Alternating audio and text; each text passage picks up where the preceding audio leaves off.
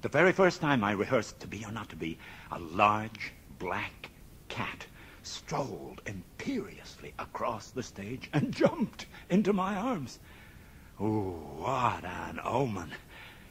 After the final dress rehearsal, I stood alone on the empty stage, staring out into the jaws of the Haymarket. Here I was, on Shakespeare's own turf, where so many great English actors had played Hamlet. I dug out a cigarette to calm my nerves, begged a light from a passing stagehand. My lips are trembling. He lights it for me. He said, "Don't worry, governor. You're going to be all right. I've been watching you, I have. You got the knackers for it." Knackers, I said. What's that? Oh, knackers is no bollocks, you know, balls. That's what. And you got them. You'll be all right. Believe me. What you doing tonight, Gov? Oh, nothing much. Maybe a quiet dinner and an early night. Why? No, it's no good. Big day tomorrow. What you need's a good old knees up. Come with me. And he took me to a pub in Covent Garden. Hang on, he said, I'm going to present you with a VC. The what? He was back in a flash with a bottle of VC, Veuve Clicquot champagne. And while I downed this and scotch and pails of London bitter ale, he taught me this song. And my last memory left me in the very hours of the morning, standing on a table completely bombed and singing, "Champagne Charlie is me name, champagne drinking is me game. I just love a drop of fizz, I'll drink every drop there is. I think I did, too. The next evening, opening night, I had no nerves. Standing in the wings, I felt like shit.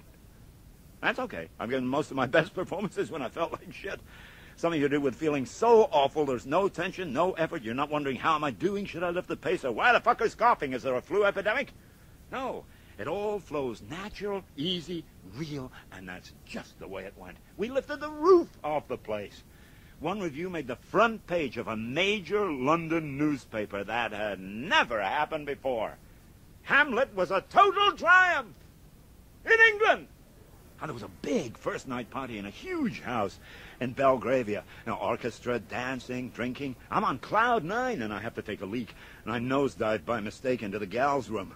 And this deep matronly voice booms behind me. "This, sir, is for ladies only." Hastily buttoning up the endowment, I boom back, "So, madam, is this?" At the buffet table, another dowager. "Now, come on, what do you say, Mr. Barrymore? Did Hamlet ever sleep with Ophelia?" Only in the Chicago Company.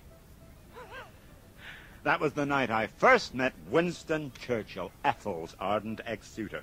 We drank, we talked for hours, and while we were getting bombed, and I mean bombed, we became fast friends. The very next night, I did something that electrified the audience. I'm right in the middle of To Be or Not to Be. Now, I've had such a skinful 2 nights running that I suddenly, urgently feel the need to throw up. So, to die, to sleep, no more.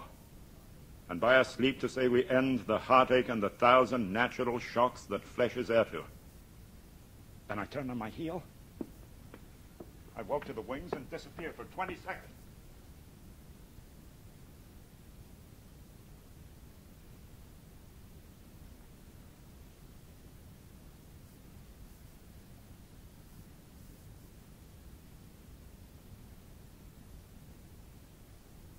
Whole theater holding its breath.